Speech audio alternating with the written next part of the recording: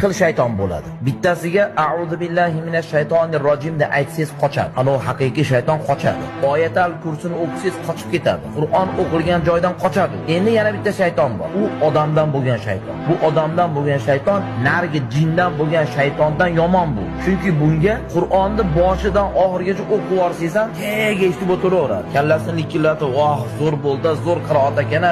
Qur'onni eshitib, nima qiladi? Qochmaydi. Bir pastor sizga 50 dan olmaymizmi? Aroq ichmaymizmi? Bu yoqqa bormaymizmi? Zino qilmaymizmi? Qimor o'ynamaymizmi? Shunaqa qilib sizni gunohga chaqiradi. Bu narigi shaytondan yomon. Narigi shaytonga haligi gap, "Avduni aytsiz qochadi." Ammo bu badbaxt bu qochmaydi. Shuning uchun odamni odam buzadi. Odam buzadi. Odamdan bo'lgan shaytonlar ham bor-da mana shu. Mana shular odamdan bo'lgan shaytonlar. Shuning uchun banda bir gunohdan tark qilib gunoh tashlamoqchi bo'lsa, ana shu ulbatlarni ham tozalash. Kim bilan yuribsiz? Siz ulbatingiz shaytonmi yo sizga do'stmi?